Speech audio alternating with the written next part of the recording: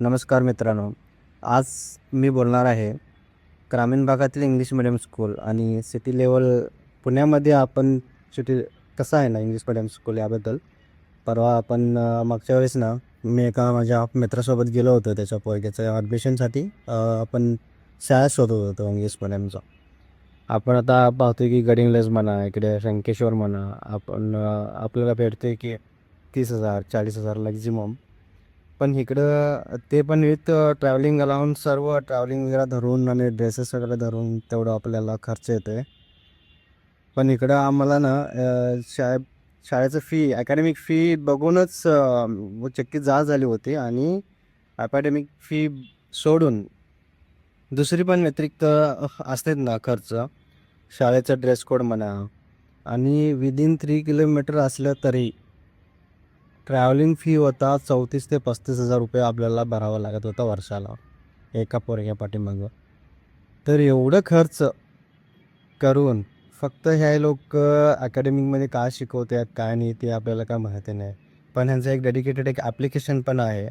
त्या ॲप्लिकेशनमध्ये आपण compulsory minimum तिथं पण आपल्याला कसं आता बँकेमध्ये मिनिमम चार्जेस लावतात ना, मिनिमम बॅलन्स ठेवा म्हणे. तसं ॲप्लिकेशनमध्ये पण एक त्यांनी असं ठेवून गेलेलं एक मिनिमम बॅलन्सपासून ठेवून घेतात 5, 6, 7, 8 हजारपर्यंत. कारण जर करता त्यांना काहीतरी गरज असेल त्यावेळेस आपल्याकडे पैसे नसेल तर ते पैसे त्या वॉलेटमधून त्यांनी खर्च करणार. आणि खर्च नाही झालं तरी ते कॅरी फॉरवर्ड होईल. पण एवढं खर्च आहे ना एका मुलग्याला शिकवण्यासाठी. अकॅडमिक फी हे 1,25,000पासून 2,00,000पर्यंत इथं आहे फक्त अकॅडमिक फी. आणि बाकीचं ट्रॅव्हलिंग फी सोडा, ड्रेस कोड, बाकीचं आणखीन काही त्यांचं खर्च असेल ना ते सर्व सोडून, ठीक आहे, मला असं वाटतं की 50,000 ते 60,000 रुपये अकॅडमिक फी सोडून इथं खर्च आहे. तर एवढं आपण आणायचं कुठून? आणि यांना बुक्स वगैरे पूर्ण चार्जेबल आहे. आपण इंडियामध्ये असं म्हणतोय की शिक्षण हा फ्री व्हावं, शिक्षण हा बिझनेस नाही आहे. तरी पण इकडं आपल्याला एक बुक घेण्यासाठी एका वर्षाचा बुक घेण्यासाठी 9,000 ते 10,000 रुपये आपल्याला खर्च करावा लागतोय. तर कसं कुठं आपण जीवन जगतोय हेच आम्हाला कळत नाही आहे का. पण हे तरी एक वाईट गोष्ट आहे इंडियामध्ये. आणि तरी हे आपल्याला गव्हर्मेंट शाळेमध्ये ना आपल्याला भरपूर काही सुधारणा करायला गरजेचं आहे. आणि आणि सरकार पण यावरती लक्ष घालायला फार महत्त्वाचं आहे.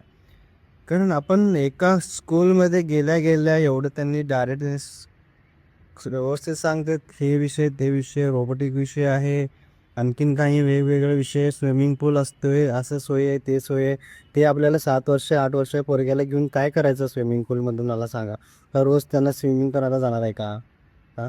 आणि सॅटर्डे संडे म्हणजे एकेका शाळामध्ये असं आहे की सॅटर्डे संडे पण सुट्टी आहेत, ठीक आहे. पण सॅटर्डे संडे आपण त्या स्कूलला जाऊ शकतो का स्विमिंग करण्यासाठी? नाही ना. आपण ते पण चार्जेस यांनी आकारले जातं. यांनी कधी जाणार त्या स्कूलमध्ये स्विमिंग करायला? काय सकाळ सकाळी त्यांना नुसतंच अंघोळ न घालता काय शाळेला पाठवायचं आणि ती स्विमिंग पूलमध्ये अंघोळ करून मग ती शाळेमध्ये जातील असं पण नाही ना. तर हे सगळं फॅसिलिटी आहे, ठीक आहे, बरं आहे, पण ते काही युजफुल नाही आहे आतापासून. आणि आणि भरपूर असं हे आहे ना, फीज आहे ना, ते आपल्या डोक्यावरचंच आहे. आणि गव्हर्नमेंटला सुधारायला हवं आणि वेगवेगळी उपक्रम आणायला हवं. आणि आणि आणि प्रायव्हेट स्कूलवाले पण थोडंसं विचार करायला पाहिजे पालकांचा. कारण सगळ्याकडेच पैसे नसतात असं नाही ना.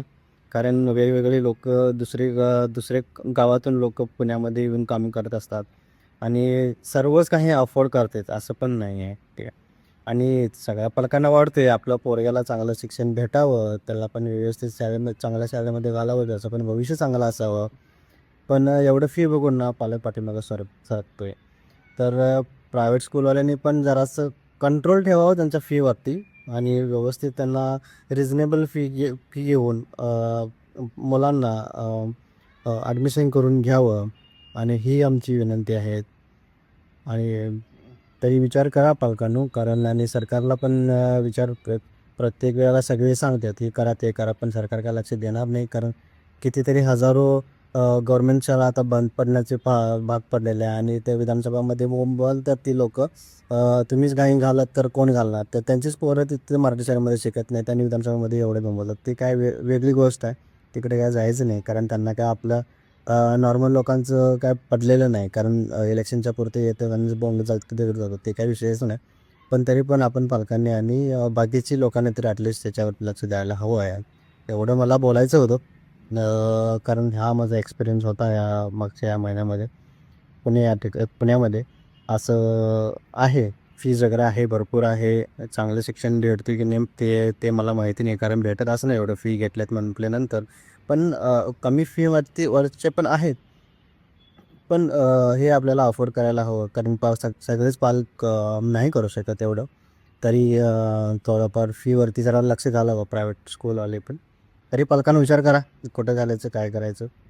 तुम्ही हे करा, कारण इकडे पण आहेत सेमी इंग्लिश वगैरे आहेत. पण मी तसे पण 2-4 रिव्ह्यू ऐकलं, पालकांना जाऊन विचारलं, तरी पण त्यांच्यामध्ये असं आहे की सेमी इंग्लिश आणि मराठी शाळा तेवढं शिक्षणामध्ये तेवढंच मला निगेटिव्ह कमेंट्स आले. तरी पण पालकांनी विचार करून त्यांच्या पाल्याला गावाकडं घालायचं, काय शिक्षण इथं करायचं आणि ह्याच्यावर थोडंसं विचार करून तुम्ही तुमचा निर्णय घ्या. धन्यवाद.